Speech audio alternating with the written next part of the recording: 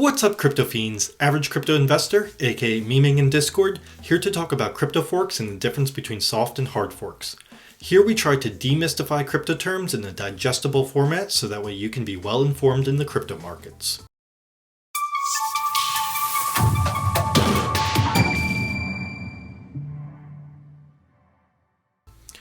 So what exactly is a fork?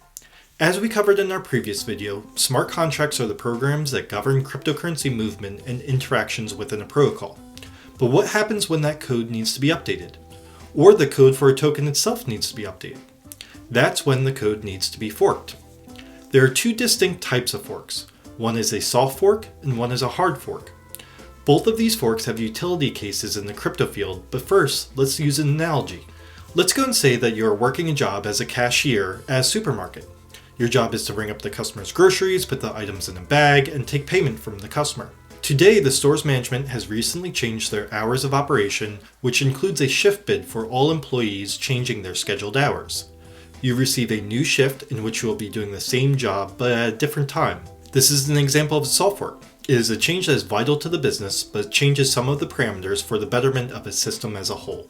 Let's say that same management team then decided that they actually have too many cashiers, but not enough people working in the deli department. They let you know that they are promoting you to the deli counter and you will no longer be working as a cashier. This includes new job responsibilities, but ultimately you will be working at the same store. This is an example of a hard fork, where vital parameters of the rules have changed, but still within the original scope of the system. Soft forks are usually used for updates to the code that there is large consensus on. Many of these updates tend to be security focused, making the contract more secure over the long run. These soft forks are backwards compatible with previous iterations of the blockchain, so no changes are required by users for consensus. A recent example of a soft fork is Bitcoin's Taproot upgrade, which increased scripting capabilities and privacy of contracts on the Bitcoin blockchain. Hard forks, on the other hand, tend to be a significant change that pushes the project in a certain direction. These can include changes to the way tokens are distributed or to bring the blockchain back to the time before a hack. These hard forks are not backwards compatible, meaning the user will need to update their software and validators will need to update theirs to ensure that they are following the right path. One of the most famous hard fork examples is Ethereum and Ethereum Classic. Technically, Ethereum as we know it today is a hard fork. It was hard forked to essentially erase the DAO hack from the blockchain history. Ethereum Classic continued on with the original timeline and thus has the stolen tokens still on there.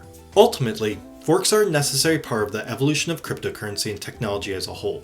Forks are needed to make changes to the underlying mechanisms that govern the contracts we interact with. A person can simply change their mind on a decision or viewpoint, but code needs to be updated with the same information. Forks allow that to happen, and I am sure we will see a consistent flow of new soft and hard forks in the future. Do you have any other crypto terminology that you would like to learn more about?